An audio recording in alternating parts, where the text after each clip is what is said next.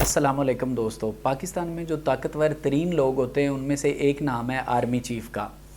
तो आज हम देखेंगे कि आर्मी चीफ़ की अपॉइंटमेंट कैसे होती है, उसका तरीक़ेकार क्या है, और उस हवाले से जितने भी सवाल आम लोगों के जहन में आते हैं ना, उनके आज हम जवाब ढूंढेंगे आज की इस वीडियो में।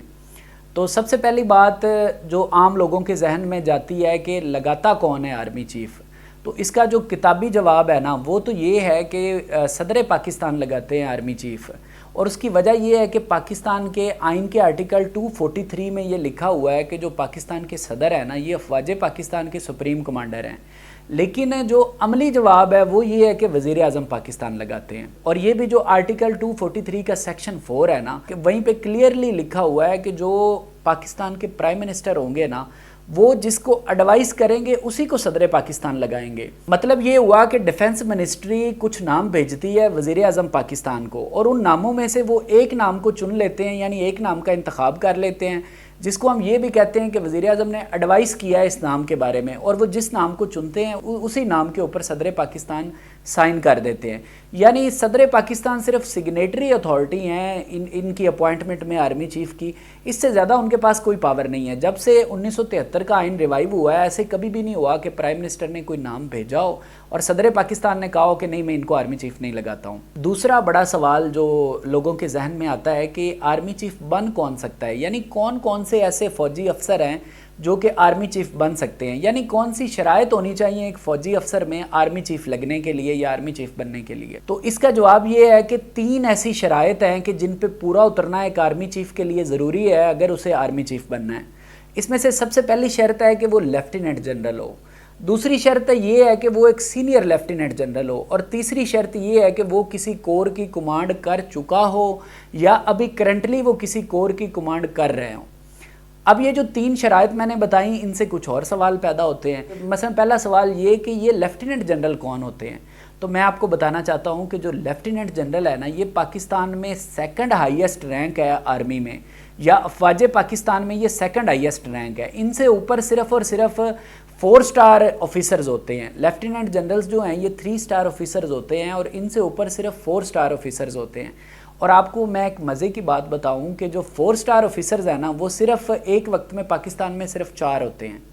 यानी अगर आपसे किसी भी वक्त पूछ लिया जाए कि पाकिस्तान में 4 स्टार ऑफिसर कितने हैं, तो वो सिर्फ 4 होंगे किसी भी वक्त में। एक जो आर्मी के चीफ होंगे वो 4 स्टार ऑफिसर होंगे। जो हमारी समंदरी फ़ौज है उसके जो एडमिरल होंगे ना, वो 4 स्टार ऑफिसर होंगे। उसके बाद हमारी जो फ़ज़ाइया वाली फ़ौज है जिसके सरबराह को हम एयर मार्शल कहते हैं, जो एयर मार्शल होंगे वो भी 4 स्टार ऑफिसर होंगे। और फिर जो जॉइंट चीफ होंगे ना, जो इन तीनों के दरमियान में कोऑर्डिनेशन रखते हैं, वो भी 4 स्टार ऑफिसर होंगे। तो इन 4 अफसरों के बाद जो सबसे बड़ा रैंक है ना अफवाज पाकिस्तान में, वो लेफ्टिनेंट जनरल का है। अब मैंने बताया कि जो आर्मी चीफ बनने के लिए एक अफसर के लिए ज़रूरी है कि वो लेफ्टिनेंट जनरल हो, लेकिन सिर्फ लेफ्टिनेंट जनरल होना काफ़ी नहीं है, क्योंकि इस वक्त अगर मैं बात करूं तो पाकिस्तान में 25 से ज़्यादा ऐसे अफसर हैं जो कि लेफ्टिनेंट जनरल हैं। अब सारे के सारे आर्मी चीफ नहीं लग सकते, सिर्फ कौन से लग सकते हैं, दूसरी शर्त फिर आ जाती है जो कि एक सीनियर लेफ्टिनेंट जनरल हो। उसके बाद तीसरी शर्त आ जाती है कि जो किसी कोर की कमांड कर चुके हों या कोर की कमांड कर रहे हों। अब यहाँ पे एक और बात आ जाती है कि ये कोर क्या होती है। तो कोर मैं आपको बताना चाहता हूँ कि कोर जो पाकिस्तान की अफवाज है ना, इनकी ऑपरेशनल जो इन्होंने डिवीज़न की हुई है ना, उन डिवीजन्स में से जो सबसे बड़ी डिवीज़न है वो कोर है। यानी अगर मैं इसको ऐसे आपको समझा देता हूँ कि जैसे एक मुल्क होता है ना, उसमें जो सबसे बड़ी डिवीज़न होती है वो प्रोविंस होती है। उसके बाद एक प्रोविंस में आगे फिर डिवीज़न आ जाती है, डिवीज़न के बाद डिस्ट्रिक्ट आ जाता है, डिस्ट्रिक्ट के बाद तहसील आ जाती है, और इस तरह से मतलब फिर नीचे चलता है। तो इसी लिहाज से जो इनकी ऑपरेशनल डिवीज़न की हुई है ना हमारी अफवाज ने, उसमें से सबसे बड़ी जो डिवीज़न है उसको हम कहते हैं कोर। अब एक और सवाल यहाँ पे आ गया कि पाकिस्तान में कितनी कोर है। तो जो पाकिस्तान में कोर है ना, जिसको इंग्लिश में हम जिसके इंग्लिश में स्पेलिंग CORPS हैं, ये मैं आपको इसलिए बता रहा हूँ कि अगर आप गूगल पे सर्च करेंगे ना तो आपको CORPS लिखना पड़ेगा। P और S साइलेंट हैं, तो इसको हम बोलेंगे कोर ही। तो पाकिस्तान में जो टोटल कोर हैं ये 9 कोर हैं पाकिस्तान में टोटल।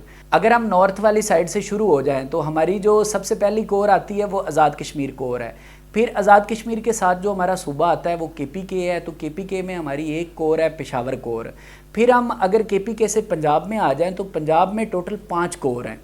پہلی کور جو پنجاب کی ہے وہ راولپنڈی کور ہے۔ راولپنڈی کور کے بعد آتی ہے گجرانوالی کور، اور اگر ہم گجرانوالا سے دوبارہ شمال سے جنوب کی طرف آئیں تو آ جاتی ہے پھر لاہور کور۔ لاہور سے آگے پھر اور جنوب کی طرف چلیں تو آ جاتی ہے ملتان کور، اور ملتان سے اگر ہم مشرق والی سائڈ پہ جائیں تو آتی ہے بہاولپور کور۔ تو یہ 5 کور ہیں جناب پنجاب میں، یعنی ایک آزاد کشمیر میں، ایک کے پی کے میں اور 5 پنجاب میں، یہ ٹوٹل ہوگی 7 کور۔ اس کے بعد جب ہم پنجاب سے سندھ کی طرف جاتے ہیں تو سندھ میں ایک کور ہے جس کا نام ہے کراچی کور۔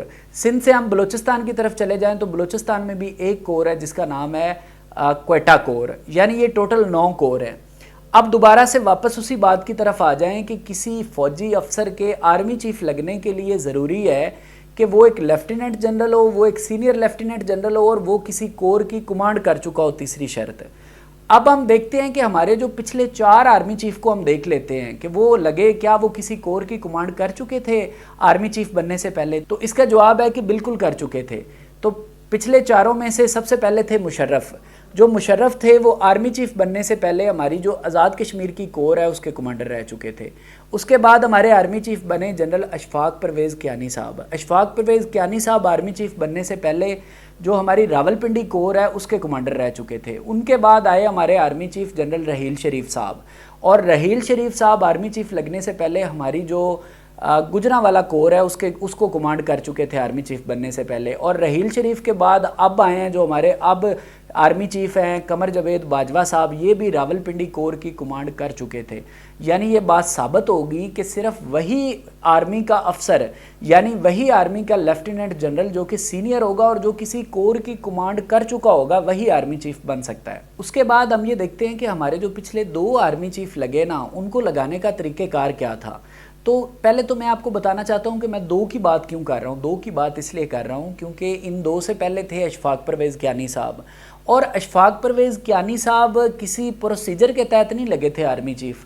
وہ تو 2007 میں صرف اس لیے آرمی چیف لگ گئے تھے کیونکہ مشرف نے سٹیپ ڈاؤن کیا تھا اور یہ وائس آرمی چیف تھے تو یہ آرمی چیف بن گئے تھے۔ بیسیکلی جو پچھلے 2 آرمی چیف ہیں نا، ان کو 1973 کا جو ہمارا آئین ہے اس کے تحت لگایا گیا ہے، تو اب وہی پروسیجر چل رہا ہے، تو ہم اسی لیے ہم پچھلے 2 کی بات کریں گے کہ پچھلے 2 آرمی چیف کس پروسیجر کے تحت لگے۔ سب سے پہلے ہم دیکھ لیتے ہیں جنرل رحیل شریف کی اپوائنٹمنٹ۔ جنرل رحیل شریف کو 2013 میں آرمی چیف بنایا گیا تھا، اور جب جنرل رحیل شریف کی آرمی چیف بننے کی باری تھی تو جو ہماری ڈیفنس منسٹری ہے انہوں نے 5 نام بھیجے تھے ہمارے تب کے وزیر اعظم نواز شریف کو، اور ان ناموں میں جو سب سے سینئر تھے نا وہ لیفٹیننٹ جنرل ہارون اسلم صاحب تھے۔ ان کا سینیورٹی لسٹ میں پہلا نمبر تھا، لیکن جو رحیل شریف صاحب تھے ان کا سینیورٹی لسٹ میں نمبر تھا 3، لیکن ہمارے وزیر اعظم نواز شریف نے 3 نمبر پہ سینیورٹی لسٹ میں جو آدمی تھے رحیل شریف صاحب، ان کو آرمی چیف لگا دیا۔ اب یہاں پہ میں آپ کو بتانا چاہتا ہوں کہ نواز شریف صاحب نے کوئی رولز کی خلاف ورزی نہیں کی، کیونکہ رولز یہ ہیں کہ جو وزیر اعظم کو نام ملیں گے 4 5 6 ان میں سے وہ کسی بھی افسر کو آرمی چیف بنا سکتے ہیں، تو یہ بالکل رولز کے مطابق ہوئی تھی اپوائنٹمنٹ۔ اس کے بعد ہم آ جاتے ہیں قمر جاوید باجوہ صاحب کی اپوائنٹمنٹ پہ۔ جب قمر جاوید باجوہ صاحب کی اپوائنٹمنٹ کا وقت تھا تو تب نا 4 نام بھیجے گئے تھے تب کے وزیر اعظم کو، اور تب بھی وزیر اعظم نواز شریف ہی تھے۔ ان 4 ناموں میں سے جو سب سے سینئر موسٹ تھے نا وہ لیفٹیننٹ جنرل زبیر ایاز صاحب تھے، اور قمر جاوید باجوہ صاحب کا تھا سینیورٹی لسٹ میں 4تھا نمبر۔ تو وزیر اعظم نواز شریف نے ہمارے جو 4تھے نمبر پر آنے والے تھے سینیورٹی لسٹ میں قمر جاوید باجوہ صاحب، ان کو آرمی چیف لگا دیا۔ اور دوبارہ سے میں وہی بات کروں گا کہ اس میں کوئی رولز کی خلاف ورزی نہیں ہوئی، کیونکہ یہ وزیر اعظم کا استحقاق ہے، ان کو جو نام بھیجے جاتے ہیں وہ ان میں سے کسی بھی افسر کو آرمی چیف بنا سکتے ہیں۔ تو اب ہم آ جاتے ہیں سب سے امپورٹنٹ جو ہمارا سوال ہے، جو سب سے دلچسپ بات ہے کہ نومبر 2022 میں ہمارے جو موجودہ آرمی چیف ہیں جنرل قمر جاوید باجوہ صاحب، ان کی مدت ملازمت پوری ہو رہی ہے، تو کسی نئے آرمی کے افسر کو آرمی چیف بننا ہے، تو ہم دیکھ لیتے ہیں کہ کون سے ایسے ممکنہ افسر ہیں جو آرمی چیف لگ سکتے ہیں۔ تو دوبارہ سے ہم انہی شرائط کو دوبارہ سے ہم ریکال کرتے ہیں کہ کسی بھی آرمی کے افسر کے آرمی چیف بننے کے لیے 3 شرائط ہیں۔ پہلی شرط کہ وہ ایک لیفٹیننٹ جنرل ہوں، दूसरी शर्त कि वो एक सीनियर लेफ्टिनेंट जनरल हों, और तीसरी शर्त वो किसी कोर की कमांड कर चुके हों। तो मैंने इन 3 शराइत की बुनियाद पर 7 नाम ऐसे ढूंढे हैं कि जो आर्मी चीफ बन सकते हैं, जो आने वाले इनमें से एक बंदा आर्मी चीफ बन सकता है। वो 7 नाम कौन से हैं, आइए उन नामों को देख लेते हैं। जो कि लेफ्टिनेंट जनरल भी हैं, और जो कि एक सीनियर लेफ्टिनेंट जनरल भी हैं, और जो कि किसी कोर की कमांड भी कर चुके हैं। ऐसे जो 7 नाम हैं उनको हम देख लेते हैं। सबसे पहला जो नाम है, जो मोस्ट सीनियर है ना इस लिस्ट में, वो हैं लेफ्टिनेंट जनरल साहिर शमशाद साहब। उसके बाद लेफ्टिनेंट जनरल अज़हर अब्बास साहब ऐसे एक अफसर हैं जो कि हमारे आने वाले आर्मी चीफ हो सकते हैं। उसके बाद लेफ्टिनेंट जनरल नोमान महमूद साहब हैं, ये भी एक ऐसे सीनियर लेफ्टिनेंट जनरल हैं जो कि हमारे आने वाले आर्मी चीफ हो सकते हैं। उसके बाद नाम आता है लेफ्टिनेंट जनरल फैज़ हमीद साहब का। लेफ्टिनेंट जनरल फैज़ हमीद साहब भी हमारे आने वाले आर्मी चीफ बन सकते हैं।